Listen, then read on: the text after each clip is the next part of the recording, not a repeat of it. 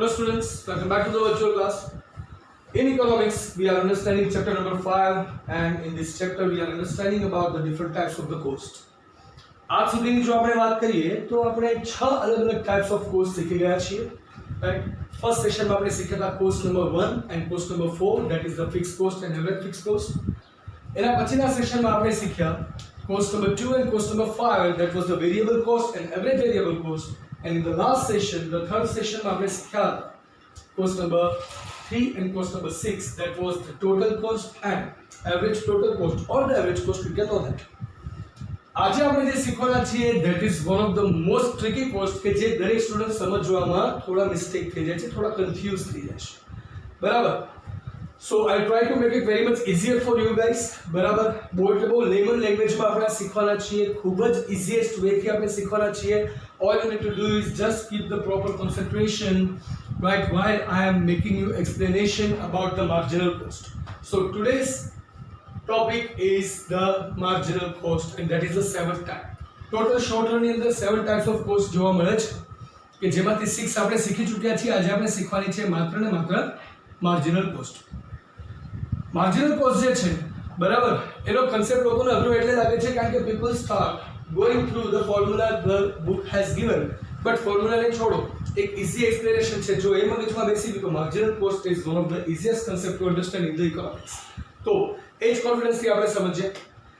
જ્યારે પણ આપણે પ્રોડક્શન કરીએ છીએ, બરાબર, ત્યારે આપણે નંબર ઓફ યુનિટ્સ જે છે બેચમાં પ્રોડક્શન કરતા હોઈએ છીએ. બેચ વાઇઝ પ્રોડક્શન થાય છે. કોઈ બેચમાં પર્ટિક્યુલર નંબર ઓફ યુનિટ્સ હોય, બરાબર, અને એ નંબર ઓફ યુનિટ્સના આધારે આપણે પ્રોડક્શન કોસ્ટ ડિફાઇન કરતા હોઈએ છીએ. માર્જિનલ કોસ્ટ છે એની પહેલા આપણે એવરેજ કોસ્ટ શીખી ગયા. તો એવરેજ કોસ્ટ શું હતું કે ભાઈ આખી બેચમાં આપણે પ્રોડક્શન કર્યું એમાં પર યુનિટ કોસ્ટ કેટલી આવી, એ આપણી એવરેજ કોસ્ટ બની, રાઈટ. એ તો તમને લોકોને ક્લિયર છે કે ટોટલ જે કોસ્ટ થઈ, બરાબર, એને યુનિટ્સથી ડિવાઈડ કરી દીધી.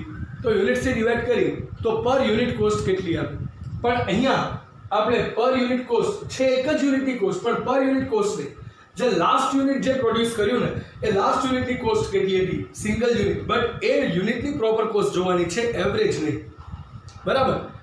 તો માર્જિનલ કોસ્ટનો કન્સેપ્ટ છે કે કેવો છે કે જ્યારે પણ તમે પ્રોડક્શન કરો છો તો ટોટલ પ્રોડ્યુસ્ડ યુનિટ્સ છે એમાં લાસ્ટ યુનિટ જે છે એની પ્રોડક્શન કોસ્ટ કેટલી હતી.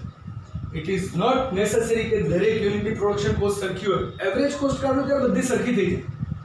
એવરેજ કોસ્ટ જ્યારે તમે કેલ્ક્યુલેટ કરો ત્યારે બધી જ કોસ્ટ સરખી થાય, પણ માર્જિનલ કોસ્ટની જ્યારે વાત કરો તો ત્યારે બધા જ યુનિટની માર્જિનલ કોસ્ટ સરખી હોતી નથી. આપણે બધા જાણીએ છીએ કે જેમ જેમ આપણે પ્રોડક્શન વધારે, પ્રોડક્શન કોસ્ટ વધે છે, જેમ જેમ પ્રોડક્શન ડિક્રીઝ થાય છે, પ્રોડક્શન કોસ્ટ પણ ડિક્રીઝ થાય છે. બટ એક એક્સ્ટ્રા યુનિટને એડ કરવાથી ટોટલ પ્રોડક્શન કોસ્ટમાં કેટલો ડિફરન્સ આવશે, એ જે ડિફરન્સ છે ને એને આપણે માર્જિનલ કોસ્ટ તરીકે ઓળખવાનું છે. બહુ સિમ્પલ છે. Increase in total cost by producing one extra unit. એક એડિશનલ યુનિટ, તમે 100 યુનિટ્સ પ્રોડ્યુસ કરતા હતા, એની જગ્યાએ તમે 101 યુનિટ પ્રોડ્યુસ કરો છો. હવે 101 યુનિટની જે ટોટલ તમારી જે પ્રોડક્શન કોસ્ટ છે એને ડિવાઈડ બાય 101 કરો તો એ તમારી એવરેજ કોસ્ટ છે, બધાની સરખી હશે. બટ 100 યુનિટ્સનું પ્રોડક્શન કોસ્ટ કેટલી હતી, એમાં એક યુનિટ એક્સ્ટ્રા એડ કર્યું તો એ એક યુનિટના એડ થવાથી કેટલી કોસ્ટ વધી. I hope you guys are getting it clear. 100 યુનિટ્સની ટોટલ પ્રોડક્શન કોસ્ટ જે થતી હતી એમાં એક એડિશનલ યુનિટનું પ્રોડક્શન કરવાથી કેટલી કોસ્ટ વધી.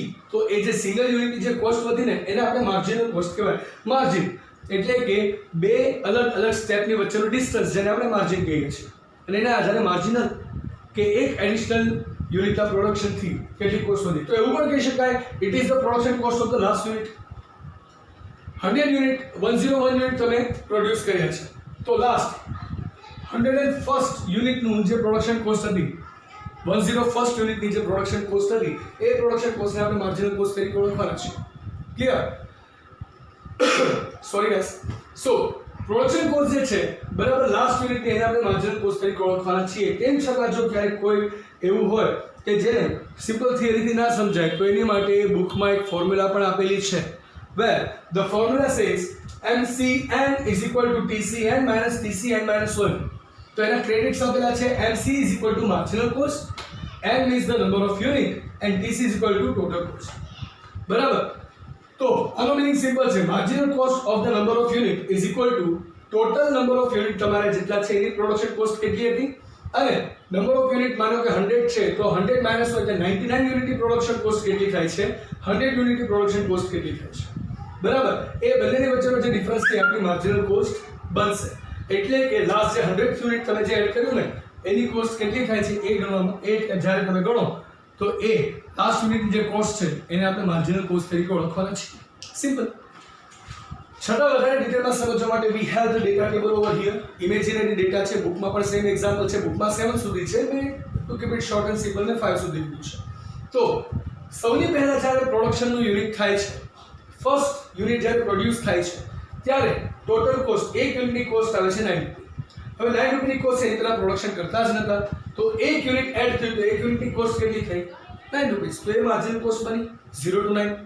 હવે માની લો કે નંબર ઓફ યુનિટ તમે એક યુનિટ વધારે એડ કરો છો, નંબર ઓફ યુનિટ્સ પ્રોડ્યુસ 2 થાય છે, તો પહેલાની ટોટલ કોસ્ટ કેટલી હતી 9, અત્યારે કેટલી થઈ 16.